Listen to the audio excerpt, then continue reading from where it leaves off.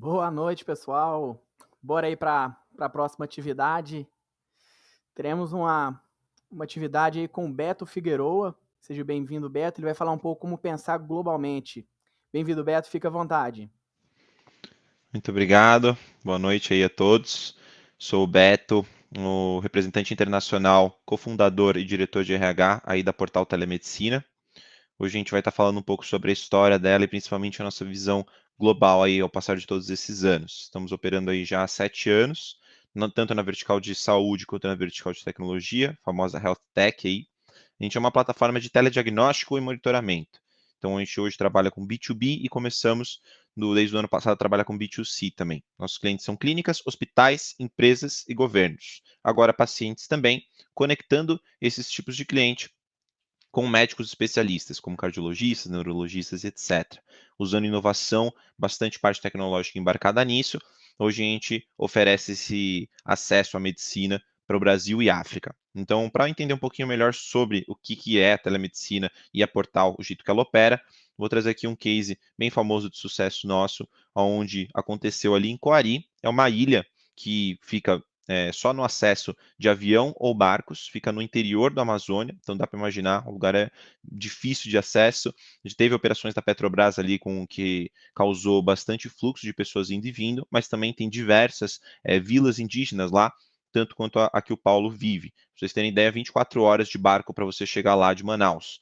Então, o tempo foi passando lá com clínicos gerais, mas muito com pouca concentração de especialistas médicos. É considerado como deserto médico toda essa área ali para o noroeste do Brasil, o que impactou com que o Paulo ficasse um ano de cama, com umas dificuldades cardíacas, ninguém conseguia saber exatamente o que ele tinha. Então, felizmente, a Portal contratou uma clínica lá que já estava em conversa com a gente há alguns anos, e quando a gente começou a operar lá, tudo isso mudou. O Paulo fez um exame de eletrocardiograma nessa clínica, onde a gente vai medir, né, o cliente em si, normalmente uma enfermeira ou uma técnica de enfermagem, vai medir as ondas cardiológicas do paciente, cardíacas do paciente, e isso vai ser enviado diretamente, criptografado para a nuvem, para um médico especialista a milhares de quilômetros de distância. No caso, foi um cardiologista em São Paulo que retornou ali a posição, a visão dele sobre o caso. Teve uma intervenção perante isso, houve uma necessidade de conduta e uma comunicação com o clínico geral e esse especialista de coração, e em poucos minutos ali a gente teve a noção de que isso salvou a vida do Paulo. Ele estava passando ali por uma intervenção que seria crítica caso ele não tivesse se comunicado com um especialista. Então foi muito importante esse caso, abriu e brilhou os nossos olhos novamente sobre a motivação que a gente tem, não só no mundo de inovação tecnológica, mas simplesmente no mundo de impacto social, né? E o quanto uma solução como essa pode mudar a vida das pessoas. Então, a gente só conseguiu fazer isso graças às nossas integrações e inovações dentro do mundo de IoT. Isso já acontecia ali desde 2013, 2014. A gente viu que ser uma empresa só de saúde, só da área médica, para aplicar telemedicina para o Brasil inteiro ou até mesmo para o mundo, é praticamente impossível. Você precisa muito da ajuda da tecnologia, você precisa muito da ajuda da inovação para conseguir chegar perto ou próximo desse sonho. Então, de início, a gente começou a focar principalmente em parceiros dentro do Brasil. Acelerações como Startup Brasil foi uma das que deu grande relevância para a gente conseguir trazer alguns papers acadêmicos, algumas inovações que aconteciam lá naquela época, quando o hype era a internet das coisas, né, ali por volta de 2014, 2015. A gente começou a formular projetos em como trazer esses projetinhos que às vezes ficam presos dentro da academia, dentro das faculdades, até mesmo lá de fora, nos Estados Unidos, por exemplo, para aplicar isso dentro da produção, né? Para aplicar isso de uma forma que afete positivamente os nossos clientes, não tenha problemas no fluxo de como é feito. E aí, com isso, a gente conseguiu criar integradores únicos para a maior parte da porcentagem hoje de equipamentos do Brasil. Hoje a gente está integrado em 90% do parque instalado de equipamentos médicos brasileiros, e com isso a gente traz uma facilidade no uso para essa enfermeira, para esse técnico, para quem está lá na ponta. A pessoa não precisa mais ficar focado tanto na tecnologia em si, no jeito de mexer no equipamento, como que exporta, como que analisa e tal. Ele vai focar simplesmente na conduta e principalmente no paciente. Então a gente está empoderando essa pessoa ali na ponta. Com isso, a gente traz esses dados diretamente do equipamento para a nuvem criptografados. Hoje a gente usa Google Cloud, mas a gente já passou por muitas nuvens diferentes. Tudo isso graças a grandes parceiros. A gente nunca tentou seguir esse caminho sozinho, e sim sempre entendendo um pouco de como que funciona a operação internacional e nacional. A gente já olhava plataformas de telemedicina como um todo dentro da Europa e dos Estados Unidos, e principalmente quais eram os pontos mais fortes que a gente podia se comparar, até mesmo pontos de atenção que a gente teria que ter perante RIPA, por exemplo, ou a GDPR lá, que é a Lei de Proteção dos Dados, que está sendo aplicada bem parecida aqui no Brasil também. Então, de forma geral, a gente pega esse dado, criptografa, sobe ele para a nuvem e disponibiliza num sistema web. Esse sistema ele é uma plataforma que vai estar funcionando tanto para o médico que está analisando, quanto para o cliente que vai estar pegando a sua orientação médica à distância, quanto agora, graças à mudança da legislação nesse último ano, a gente pode estar oferecendo essa conduta diretamente para o paciente. Todos esses sistemas eles são super intuitivos, usam práticas muito interessantes ali do mundo de user experience, onde a gente teve já muitas acelerações envolvendo Google e outros parceiros privados tecnológicos, até mesmo Sebrae, Apex, entre outros, que foram nos dando apoio para conseguir chegar nesses grandes parceiros, para conseguir desenvolver uma solução como essa, desenvolver algo que seja simples de usar para muitos diversos tipos de usuário e ao mesmo tempo sanando as dores que eles podem resultar com o passar do uso dessa plataforma como muitas outras.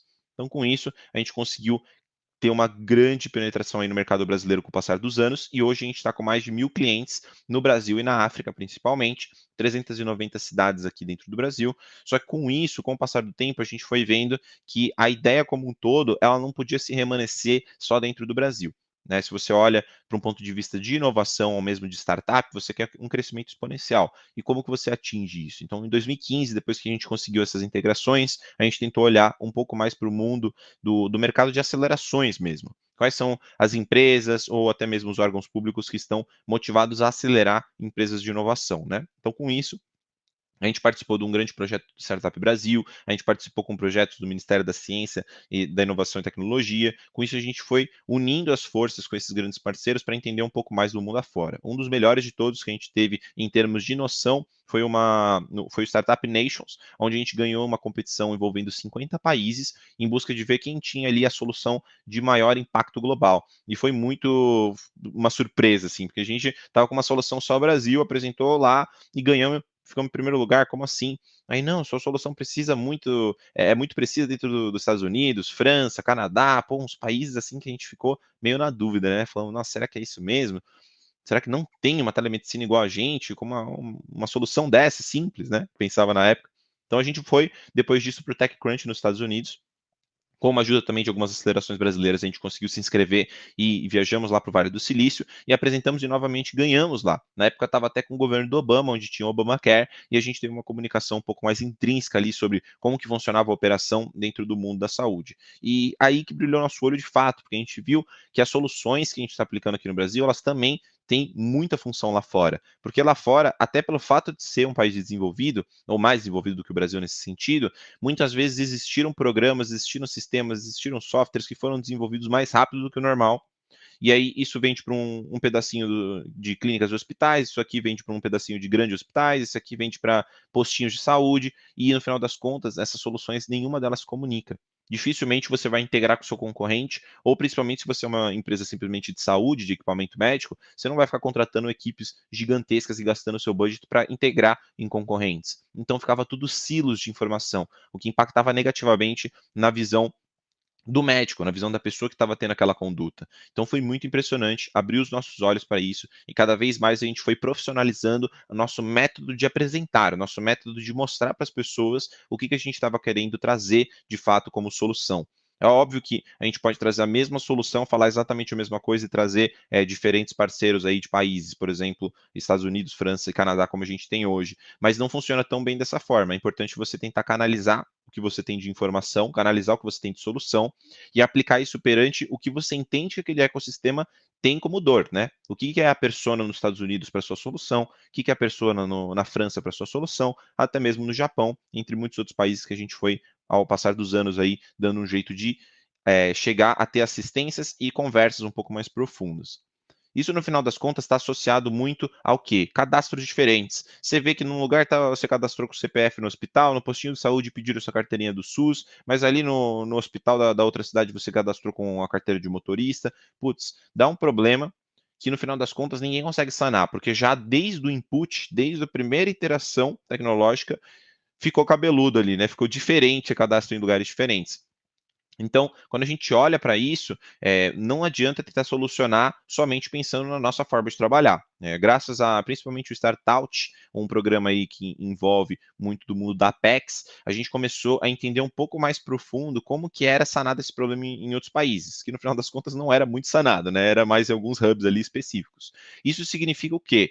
Que precisa de um agente terceiro que entenda como funciona os cadastros em si e crie similaridades a partir disso. Então, graças a nossos esforços em pesquisa e desenvolvimento, que é basicamente você tentar trazer para dentro do seu país, né, ou até mesmo de fora para dentro, papers acadêmicos, TCCs, ideias que são muito boas no conceito e às vezes até na prática do algoritmo, do que ele traz de input para você, e aplicar isso dentro do seu país junto com parceiros. Então, novamente, como vocês veem aí, sempre tem parceiros envolvidos. A gente começou junto com a FAPESP, né, que é a Fundação Associada aí de Pesquisa e Desenvolvimento com a USP, trazendo professores, pós-doutores, entre outras pessoas do meio acadêmico que poderiam trazer ideias um pouco mais de como funciona esse mundo de paper, do mundo do TCC, e aplicar isso para a produção. Então, graças a isso, a gente trouxe muito para a produção do que hoje a Portal aplica, e muito do que existe dentro das faculdades e das instituições acadêmicas.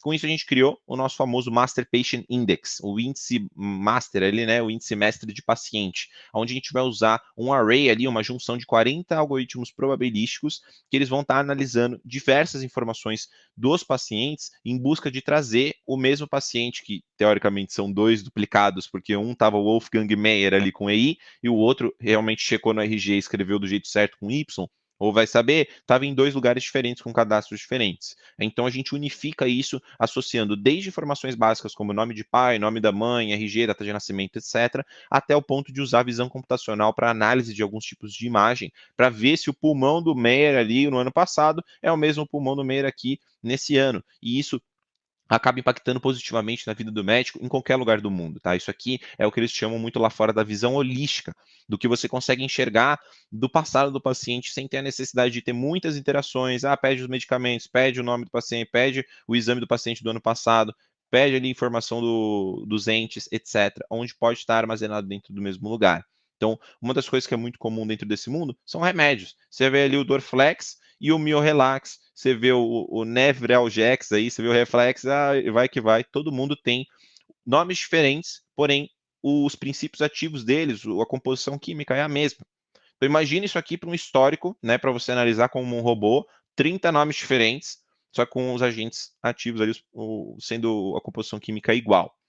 O que a gente fez foi começar a entender quais são as composições químicas a partir desses mesmos remédios e colocar eles dentro da mesma terminologia do SNOMED, que é basicamente ali uma padronização em termos médicos internacionais, onde a gente vai poder trazer isso para o médico, não importando qual é o nome da coisa, se tem ali o princípio ativo e a parte química dele, você vai entregar isso para o médico e facilitar o acesso dele, não importando qual a base ou qual tipo de medicamento que ele vai estar tomando. Você já vai ter essa informação na sua mão, que é o quê? Uma coisa que você vai entendendo com essas interações, com essa visão global. Se você foca só no seu cliente, só na dor que ele tem, muitas vezes você vai estar deixando passar algumas dessas soluções. E quando você se apoia realmente a parceiros como academias, instituições ou até mesmo o próprio governo do seu país, você vê que existe muitas formas de você não ter que gastar também o seu próprio budget. Você, como startup, às vezes vai poder gastar um budget que está ali dentro de uma aceleração, ou dentro de uma premiação, ou até mesmo de um mentor que está ali só te ajudando por ser parte do processo de aceleração, coisas que você não teria nem perto desse budget para conseguir se comunicar com essas pessoas. Nós passamos ali por diversas acelerações que nunca teria como conversar com uma Google, com uma IBM, com uma ONU, por exemplo, Organização das Nações Unidas, sem a gente ter um apoio ali, uma assistência de alguns desses grupos aí de acelerações. No final das contas, a gente está criando o quê? Uma linha temporal. Você vai chegar no ponto de falar para o médico, pensa no paciente. Igual eu falei para vocês, a enfermeira técnica ali vai estar focada no paciente, porque a gente está ajudando na ponta tecnológica. A gente vai estar aqui ajudando na ponta tecnológica para o médico, da maneira que ele só vai ter que olhar para o paciente e focar nele. tudo aqui já vai estar na mão dele, vai ter uma linha temporal com imagens de raio-x de anos e anos que ele tem de passado, vai ter a parte de saúde pública, se ele estava em algum postinho, por exemplo, e fez exames no passado, vai ter os exames laboratoriais, vai ter os remédios, o histórico médico dele, vai ter sistemas de hospitais, prontuários eletrônicos, e até mesmo os sistemas ali de um ou outro consultório, por exemplo, se a gente tiver acesso a esse dado, e obviamente tudo isso dentro de um consentimento do paciente desde o dia 1. É importante a gente lembrar que a gente está usando agora essas práticas do GDPR lá de fora, para a Lei de Proteção Geral dos Dados aqui, né? O LGPD é uma coisa que está forte no nosso país, então é importante você sempre pensar um pouco antes. A gente teve sempre a lógica de olhar para o RIPA e para o GDPR lá da Europa e dos Estados Unidos, pelo fato da gente estar visitando, pelo fato da gente estar sempre próximo desses ecossistemas.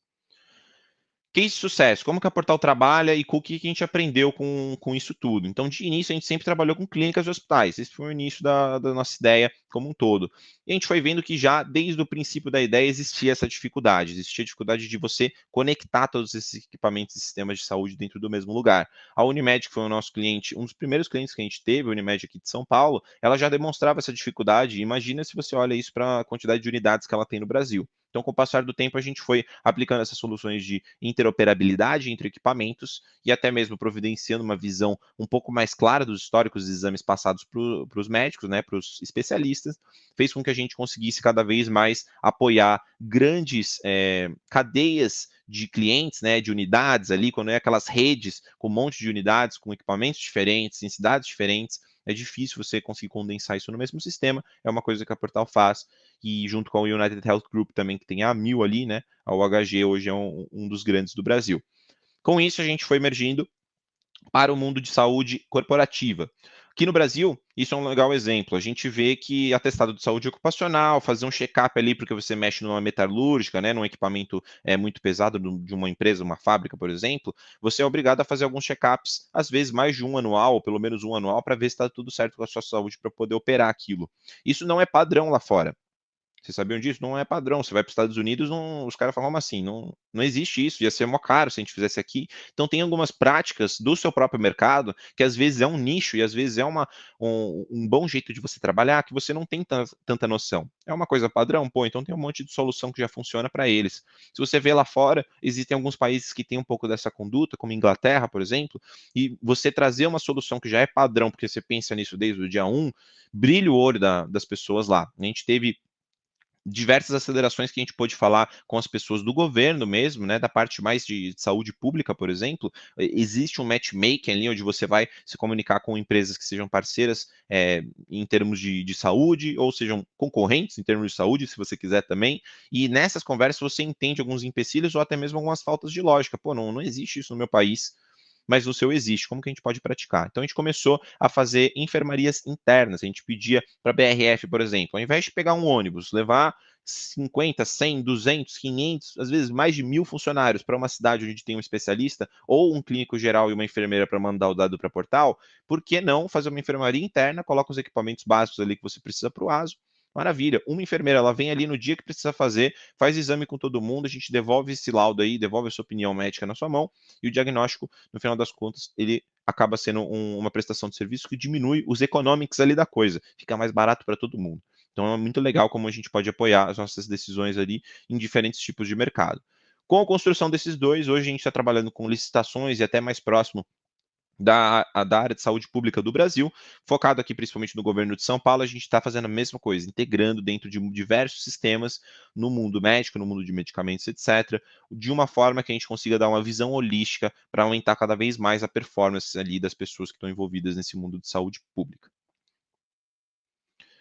Falando muito sobre conceito, vamos falar um pouco sobre tech aqui. Então, no final das contas, o que é a tecnologia que está envolvida dentro disso e como que a gente foi construindo? Já desde o dia zero, a gente tentou sempre apoiar, igual eu falei, o jeito de explicar o que a Portal quer, o que especificamente a gente está trazendo de benefício para o Brasil e para o mundo. E com isso, a gente conseguiu diversas acelerações, assim como eu citei, muitas dessas acelerações elas foram com empresas privadas também. E a Google foi uma das maiores parceiros que a gente teve com o passar desses anos. A gente foi mais de 15 vezes em time para o Vale do Silício, onde a gente pôde ter um apoio sem contrato de afiliação, sem dar esses dados efetivamente para a empresa, e sim uma ajuda realmente da palavra ajuda. Eles estavam ali auxiliando a gente a desenvolver muitos desses algoritmos e do jeito que a gente transforma o nosso sistema em algo produtivo. Aqui vocês estão vendo a tela do médico, por exemplo, onde ele toma a decisão dele para o diagnóstico. Do lado esquerdo, vocês vão estar vendo aqui a imagem, né, do exame, que muitas vezes ela vai ser simples, de orientação fácil, para você poder só deixar na mesma telinha, se não dá para trazer isso para um outro monitor, por exemplo. E do lado direito você vai ter as caixinhas de pré-texto, onde a gente, passando com o tempo, via que os médicos eles gostam de ter liberdade poética, escrever ali da forma que eles preferem ou acham melhor, né, possível. Mas, ao mesmo tempo, a gente precisa de alguma coisa para alimentar a inteligência artificial. Então, a gente foi criando soluções de pré-texto com árvores de decisões, usando o probabilístico algoritmo também, em busca de aumentar a performance dos médicos. Hoje, felizmente, depois de 7 anos, a gente já aumentou mais de 30 vezes a produtividade dos médicos, onde existem laudos que podem ser feitos em pouquíssimos minutos ou até mesmo segundos, dependendo da normalidade ou do caso que tem ali. No final das contas, isso vai ser levado para a inteligência artificial com códigos específicos, parecido com aqueles Nomad lá que eu falei para vocês, códigos internacionais de saúde, onde a gente vai poder sempre ler e apoiar essas decisões de forma sistemática, que é uma coisa que a gente foi aprendendo com esses grandes parceiros, outros exemplos de empresas mais antigas de saúde, ou até mesmo empresas de tech, de health tech, parecidas com o nosso. Com isso, a gente foi aos poucos indo de volta para aquele mundo de pesquisa e desenvolvimento. Nunca deixe de trazer um pouco essa mentalidade. Pesquisa e desenvolvimento não é nada mais nada menos do que trazer projetos de academia, projetos de pesquisa, TCCs, papers acadêmicos para dentro da produção. O melhor jeito de fazer isso é trazer pessoas que estão nesse meio acadêmico e apoiar elas com pessoas que estão no meio da produção. Quem é DevOps, quem sabe muito bem o como trazer aquela ideia, aquele algoritmo, aquela caixinha preta para dentro de alguma coisa que seja segura e possa causar um grande impacto e tirar uma dor ali dos nossos clientes. A gente então criou uma detecção automática de doenças dentro do mundo de visão computacional para raio-x e tomografia. Dentro desse mundo, a gente vai trazendo anomalias ali específicos, casos, achados médicos dentro dos exames, onde a gente vai ter um fluxo de trabalho usando o mundo de deep learning, tá? De aprendizado profundo da parte de aprendizado de máquina, machine learning, que é a famosa inteligência artificial. Então, de forma geral, a gente vai receber um exame, esse exame ele vai passar por uma camada de rede neural, que é basicamente trazer essas imagens para um output, onde você vai dizer o que está acontecendo dentro daquela imagem de acordo com a memória dos milhões de exames de mais de 30 milhões de pacientes que você tem na base. Maravilha. Ele vai entender que esse exame ele é anormal, tem alguma coisa ali que está meio estranha. Não necessariamente precisa dizer qual é o achado em específico. Às vezes, ele pode simplesmente entender que tem alguma coisa estranha ali acontecendo. Com isso, vai existir uma detecção daquele exame e esse exame ele vai ser triado de uma forma diferente. Ele vai chegar nas mãos do médico com uma agilidade maior ou até mesmo avisar alguns agentes de saúde dentro da portal para que a gente se comunique o mais rápido possível com o cliente ou com o médico especialista. No caso, o médico especialista ele vai ser empoderado por esse dado, vai chegar mais rápido para ele e aí com isso ele vai dar a opinião médica dele.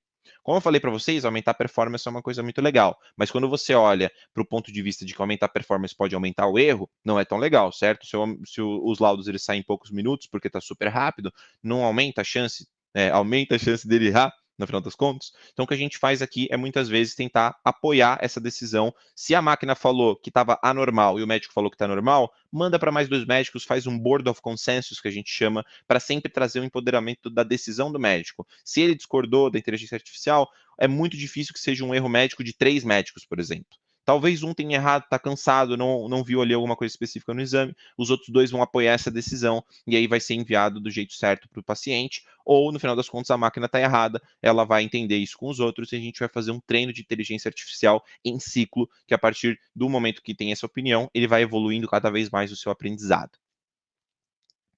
A gente monitora a partir disso sinais vitais também com isso. Então, hoje a gente está apoiando os pacientes com inteligências artificiais que analisam frequência cardíaca, respiratória até a saturação, para que no final das contas ele tenha um fluxo de acesso à medicina desde o momento que ele liga ali o celular, é um parecido com o telehealth. Ele muitas vezes vai estar com essas suspeitas de Covid, o que está sendo nesses últimos anos, com alguns sintomas, e na internet tudo catastrófico, né? Você olha lá no Google, dificilmente você vai entender o que está acontecendo. Com esse acesso que a gente tem, ele facilmente consegue, com pesquisa, chegar na portal, fazer o login dele, ter uma triagem, uma teleconsulta, que muitas vezes, com o consentimento do paciente, a gente vai estar dando exames do passado para ele também. Então, sempre impactando com as coisas que a gente foi retendo com o passar do tempo.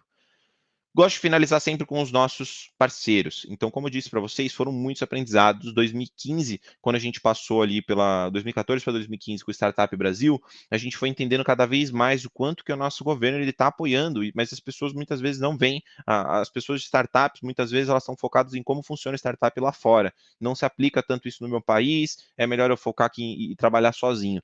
Mas não, muitas vezes, esses apoios são que realmente abrem portas para você entender o jeito certo de operar. Qual que é o jeito certo de operar? É você ter o máximo de ajuda possível. Quando você tem ajuda, você está chegando no ponto específico ali de adaptar a sua solução para o que o seu cliente precisa. Então, a gente teve muitas ajudas aí, principalmente do Google Cloud, da Organização das Nações Unidas, Apex, Sebrae, onde a gente pôde ter matchmakings específicos para acessar pessoas do mundo todo aí, para apoiar cada vez mais a nossa missão, que é garantir o acesso universal à medicina de qualidade. Obrigado aí pelo tempo, uma boa noite para vocês, aproveitem aí os dias de evento.